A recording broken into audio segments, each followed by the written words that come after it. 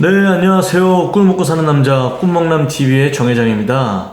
이번 영상은 제가 메인 업으로 삼고 있는 무역, 해외 영업 직무에 대한 소개 및 선배님들 앞에서 한참 부족한 후배지만 제가 취준생이었을 때 기억을 더듬어서 대한민국의 이제 퓨처, 무역 업계에서 일하고자 오늘도 파이팅하는 취준생 친구분들에게 조금이나마 도움이 될 수 있는 영상을 다루었습니다. 재밌게 봐주세요.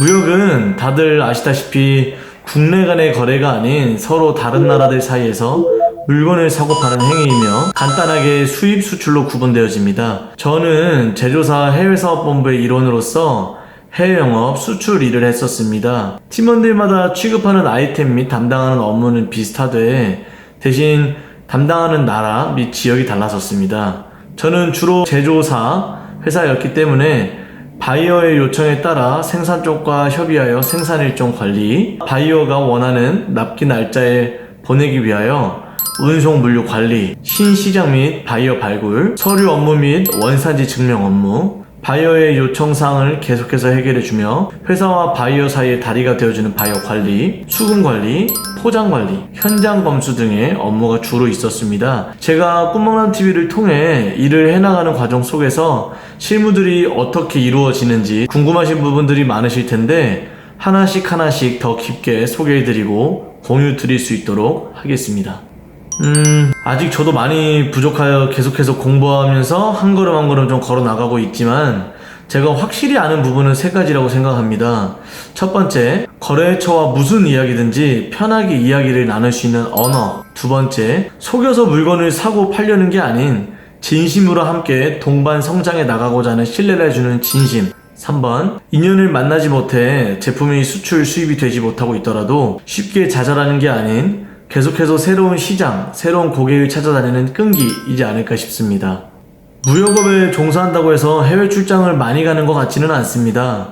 주로 해외 영업 포지션에 있는 직원분들이 주로 해외 출장을 다니는데요. 더 디테일하게 말씀드리면 보통 해외 영업을 잘해서 미팅 기회들을 만들었을 때, 계약 및 프로젝트로 진행되는 건들을 담당했을 때, 해외 전시회 및 박람회에 참석할 때, 납품한 제품들에 대하여 현장 검수 차원에서 해외 출장을 주로 갑니다. 해외 출장을 가면 비행기를 타고 나가기에 처음에는 여행 가는 기분이 들며 설레기도 하지만 다양한 나라를 다닐수록 그 나라의 기후, 음식, 교통, 통신 다양한 변수들이 있어서 때로는 힘들기도 하고 비행기를 타고 멀리 가야 하는 지역의 담당자라면 시차 적응의 고충까지 더해져서 힘들 수도 있습니다. 하지만 그럼에도 불구하고 바이어와 페이스 투 페이스로 스킨십을 하며 친해지는 건 다 확실히 일을 해나감에 있어서 더 재미있고 책임감을 가지고 일을 해나갈 수 있기 때문에 무역의 꽃이라고 하는 게 아닐까 싶습니다. 이후에 제가 다녔었던 해외 출장 사진 및 영상들을 모아서 추억도 공유해드리고 할 수 있도록 하겠습니다.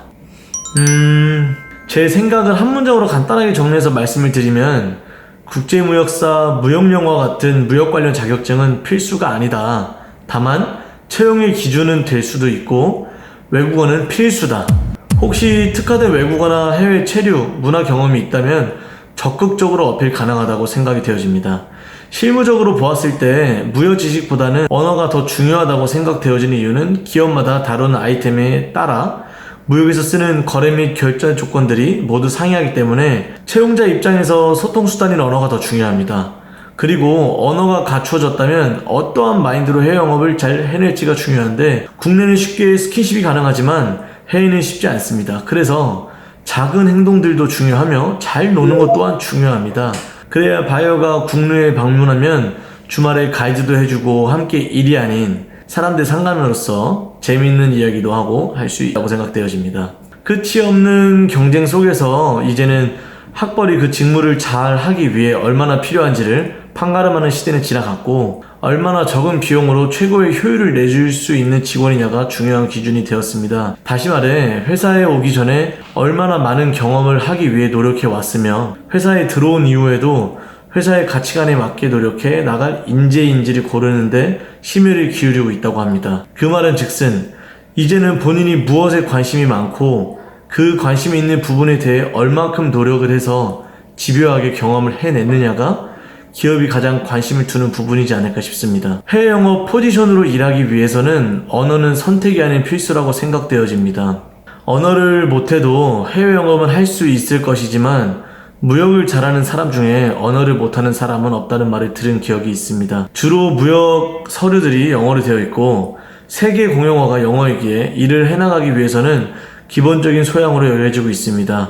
허나 제 경험으로는 요즘에는 파파와 같은 번역 어플도 너무 잘 되어 있고 SNS로 실시간 연락도 잘할 수 있어서 언어의 문제보다는 언어를 통해 거래처, 바이어에게 얼마나 많은 진심을 교류할 수 있냐의 차이 같은데 그 수단이 언어에게 언어가 중요하지 않을까 생각되어집니다. 외국어의 수준은 정말 사람마다 천차만별이고 토익, 토스, 오픽 등의 시험으로 그 기준을 정하고 있지만 사실 실무를 하다 보면 만나는 거래처 사람들은 시험 문제처럼 깔끔한 문법을 쓰지도 정확한 발음을 해주지도 않습니다. 그 말은 즉슨 외국어는 소통의 수단이기에 자신감을 가지고 상대방에게 내가 말하고자 하는 부분에 대해서 정확하게 전달할 수 있고 상대방의 요구사항을 정확하게 캐치낼 수 있는 정도이면 충분하다고 생각합니다. 제 대답이 좀 너무 막연할 수도 있지만 강조드리고 싶은 부분은 의사소통 수단인 언어는 점수에 연연하는 것이 아니라 얼마나 자신감을 가지고 상대방에게 내 욕구를 잘 표현해내고 잘 받아들이냐가 중요한 것 같습니다. 예를 들어 바이어는 언어를 너무나도 완벽하게 구사하고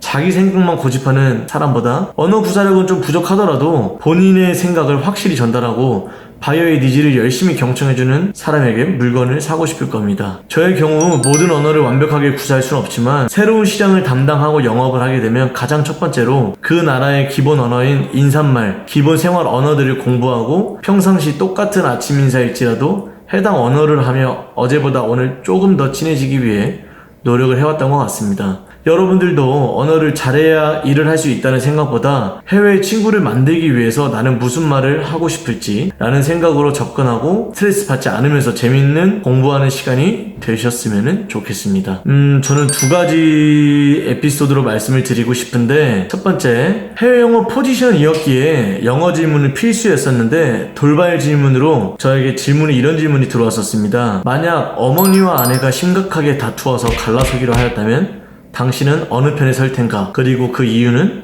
이라는 질문을 받았었습니다. 정말 돌발 질문이었기에 당황하기도 하였지만 이전에 알리바바 그룹 창업주인 마인 회장님이 연설에서 하셨던 말씀이 생각나서 바로 인용해서 말했던 기억이 있습니다. 제 대답은 저는 아내를 택하겠습니다. 어머니는 저를 20년에서 30년이라는 세월을 키워주셨지만 제 아내는 앞으로 남은 제 70에서 80년 인생을 더 키워줘야 하기 때문입니다.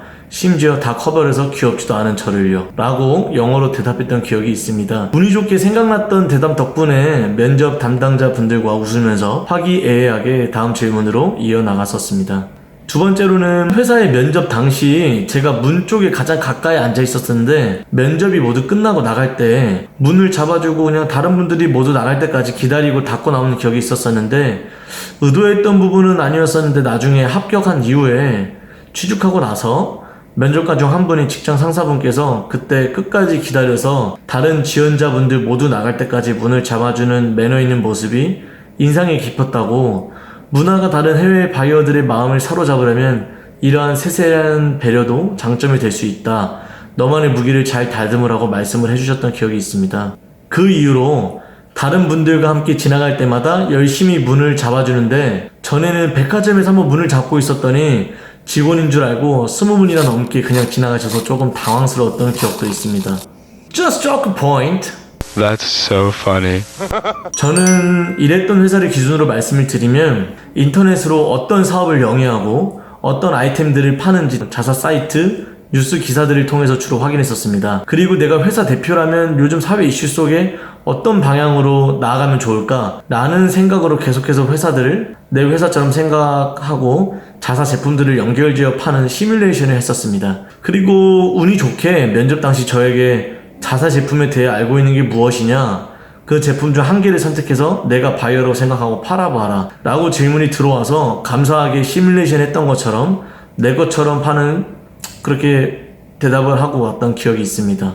네, 꿈먹남TV의 모토인 오랫동안 꿈을 그리는 사람은 마침내 그 꿈을 닮아간다는 말처럼 지금 학생, 인턴 사원, 계약 및 경력직 사원 등 많은 역할에서 공부하고 일을 하시며 지치는 순간들도 많겠지만 포기만 하지 않고 꾸준히 끈기 있게 도전해 나가시면 반드시 원하는 결과물을 얻으실 거라고 확신합니다. 학교생활, 취업 준비생활, 취직해서 회사를 다닌 생활 등을 단계에서 서로 간의 우열을 가리는 랭킹, 합격했냐 떨어졌냐의 판가름을 하는 당락의 차원으로만 보지 말고 모든 과정들을 성장의 기회로 보게 된다면 어떠한 부분에서도 나아감에 있어서 더욱더 재미있게 걸어갈 수 있을 거라고 생각합니다. 그리고 입사 지원에서 떨어졌을 때 기억하세요. 회사는 해당 직무 경험이 있는 자, 그 시장의 언어를 할 줄 아는 사람, 그 조직서열 속에서 나이 등 많은 변수를 계산해서 채용을 하기 때문에 불합격을 한다면 그건 남들보다 못나서가 아니라 그 회사라는 퍼즐과 핏이 덜 맞았기 때문입니다. 여러분들 모두 꿈을 쫓아 열심히 달려가는 그날, 그 순간 파이팅 하시기 바라겠습니다. 여러분들의 밝은 미래 Cheers, catch you later guys. Thank you.